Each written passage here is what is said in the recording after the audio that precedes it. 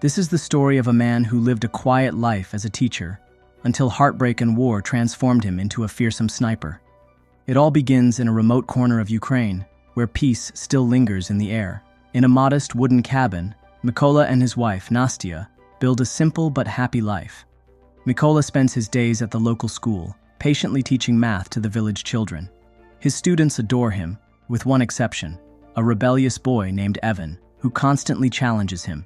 Yet Mykola never lets Evan's antics disturb his calm spirit. He remains content, proud of the life they've built. One afternoon, while lessons go on as usual, devastating news breaks. Russian forces have launched a full-scale invasion of Ukraine. Mykola hears about the chaos sweeping across the country, but when he returns home that night, there's a spark of hope. Nastya reveals she's pregnant. Overcome with joy, the two celebrate, blissfully unaware of the storm that's about to engulf them.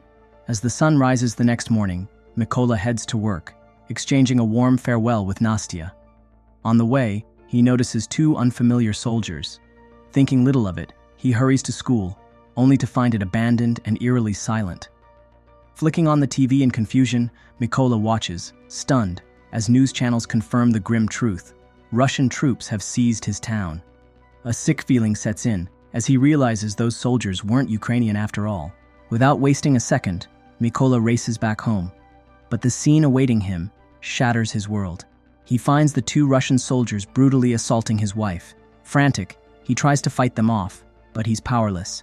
Through tears and desperate pleas, he begs for Nastya's life, telling them she is pregnant. But mercy has no place in their hearts. After beating the couple mercilessly, the invaders ransack the house and set it ablaze. In one final act of courage, Nastya hurls a stone at her attackers. Furious, one soldier raises his weapon and fires. She falls lifelessly to the ground. Mykola crumbles beside her, racked with grief. Time loses all meaning as he clings to her body, numb with sorrow. Eventually, two Ukrainian soldiers discover him. They help bury Nastya and offer what little comfort they can, but for Mykola, the damage is done. He has lost everything. Only a burning thirst for vengeance remains. Determined to fight, Mykola follows the soldiers back to their base, but the commanding officer isn't quick to trust. Suspecting he might be a spy, the officer refuses to recruit him at first. Mykola, desperate, pours out his story, about Nastya, about the horrors he witnessed, about the fire now raging inside him. After seeing the pain and determination in Mykola's eyes, the colonel finally agrees to give him a chance. Training begins the next day, and it's a brutal awakening. Mykola struggles under the weight of military life. He is, after all, just a teacher, not a fighter. Many at the camp mock him behind his back, but there's one soldier who steps in, showing him the ropes and teaching him how to handle a gun properly. Despite the laughter and doubts, Mykola pushes himself harder each day. One evening, he quietly tells the men to stop using his real name. From now on, he says, he will be called Raven. The others laugh, joking that a code name has to be earned, not claimed. But their mockery doesn't shake Mykola's resolve. He trains harder than ever. Soon, an opportunity arises. The senior officer announces that the army needs new snipers. Volunteers are called for, and Mykola, without hesitation, steps forward. His superior, skeptical, reminds him that he can barely shoot straight. How could he become a sniper? But Mykola asks for a chance to prove himself. Accepting the challenge, Mykola faces a disassembled gun laid out before him. To everyone's astonishment, he blindfolds himself and assembles it flawlessly in just 18 seconds. The room, once full of doubt, erupts in applause. At last, the officer grants him a place in sniper training. Still, there's another test of patience. While others receive sleek modern rifles, Mykola is handed an old battered weapon. When he protests, he's told bluntly, better equipment must be earned. Swallowing his pride, he accepts the rifle and throws himself even deeper into training. The lessons grow harsher. One day, the instructor fires live bullets near the recruits' feet, teaching them that a sniper must never flinch, no matter the danger. Many stumble under pressure, but when it's Mykola's turn, he stands as still as stone, showing the nerves of a true marksman. Next comes an even more demanding exercise. Trainees must study their targets briefly, then shoot while blindfolded, relying only on memory. Mykola struggles, partly because of his outdated gun, and fails. Yet he refuses to let failure break him. And then comes the toughest training yet. hitting targets under the blinding light of enemy flares in the dead of night. As the senior officer launched a flare high into the night sky, the recruits quickly took their shots, but every bullet missed. Mykola, however, didn't rush. Instead, he stayed calm, letting his mind work. Using the brief burst of light, he calculated the distance to his target, quietly turning his math skills into a deadly advantage. Then, he fired a single shot. It struck the bullseye perfectly. The senior officer, watching closely, was truly impressed. Without hesitation, he finally gave Mykola the codename he had long dreamed of: Raven. Weeks rolled by. Mykola trained relentlessly, pushing his limits day after day. His focus never wavered. In time, the results of their grueling sniper course were announced.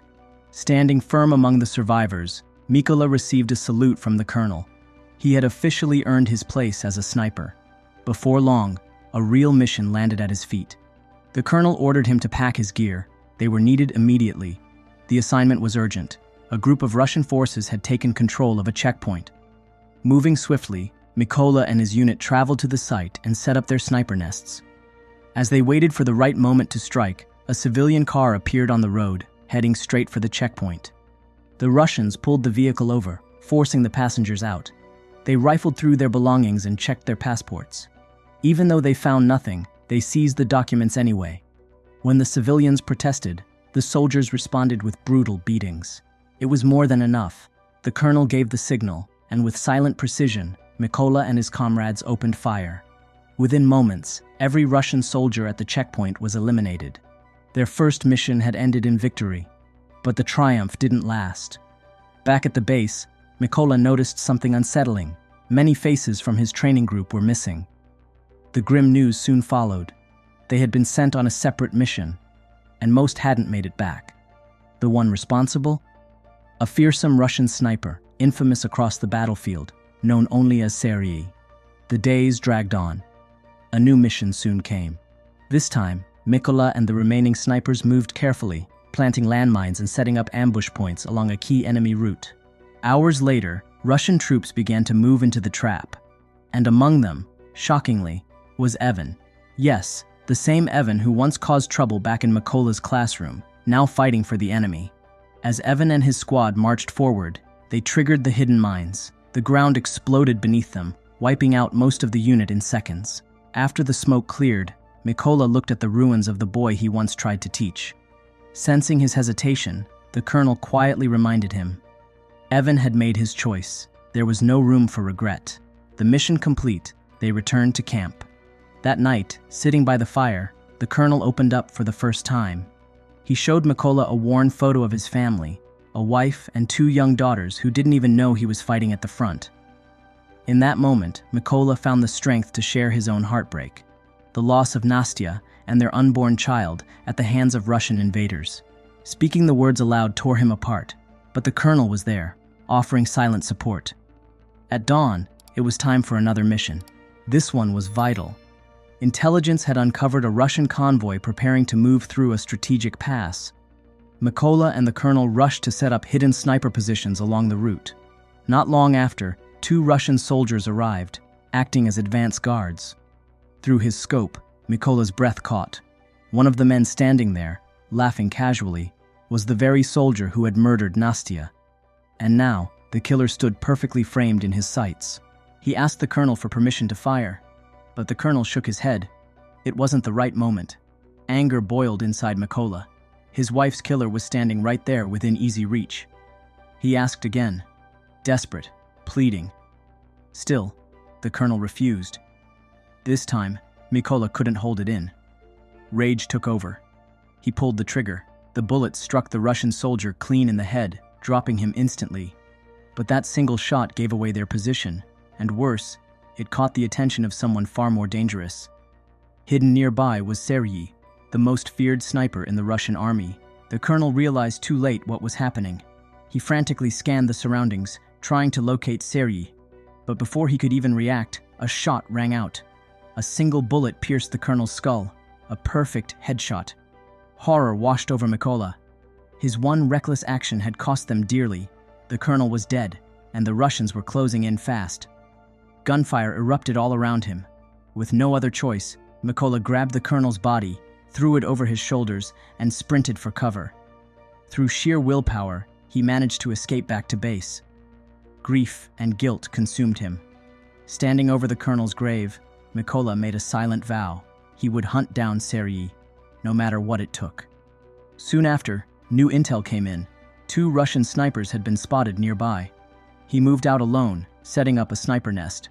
Patiently, he waited, and when the opportunity came, he eliminated the first enemy. But during the firefight, a bullet struck him too. Wounded but unbroken, Mykola fought through the pain and took out the second sniper. Then, bleeding heavily, he retreated to a safe house to recover. While he was resting, a call came from a major at the front lines. The major's words were simple. "We've found Serhiy." Mykola returned to base immediately. In a closed briefing, the major revealed the full story. Serhiy wasn't just any sniper. He had personally taken out 6 of Ukraine's top marksmen, and now he was their primary target. The plan was risky, split into 2 teams. One would launch a frontal attack, drawing Russian forces into chaos. Meanwhile, Mykola would infiltrate the building, track down Serhiy, and end it. With the plan set, they moved out. At the location, Ukrainian snipers quietly took position. Mykola slipped into the enemy building. Inside, he encountered 2 Russian soldiers. Swift and silent, he eliminated them both, pushing deeper toward his target. Once in place, he gave the signal and his teammates attacked, taking out all the Russian troops. Gunfire erupted outside as Ukrainian forces ambushed the Russians. Serhiy quickly realized something was wrong. When none of his men responded to his radio calls, he rushed up to the rooftop to check on the lookout sniper, only to find him dead. Panic flickered across Serhiy's face. He radioed for backup, but the answer came back grim. They were at least 10 minutes away. Serhiy was on his own. He hurried back to his sniper position, scanning frantically for signs of the enemy. And that's when he noticed something odd. A small toy. Just as confusion struck Serhiy's mind, Mykola attacked from the shadows, stabbing him repeatedly with a knife. The brutal fight ended with Serhiy's death. But the fight wasn't over. Another Russian sniper hidden inside the building heard the commotion and moved in. Without giving him a chance, Mykola hurled a grenade, the blast tearing through the walls, finishing the job. Outside, Serhiy's backup team finally arrived, completely unaware that their leader was already dead. They tried calling Serhiy's radio, but it wasn't Serhiy who answered. It was Mykola. His voice came through cold and clear. "You're all going to die." Before they could react, Mykola shot the truck driver, causing the vehicle to crash in panic. The surviving Russian troops scrambled out, right into the waiting sights of Ukrainian snipers. One by one, they were picked off. The mission was a complete success. After the mission, a few days later, Mykola visited his wife's grave. He had fulfilled his promise, avenging her death and the colonel's. Standing at her grave, he made another vow, that he would keep fighting for his country until his last breath. And with that, Mykola turned and walked away.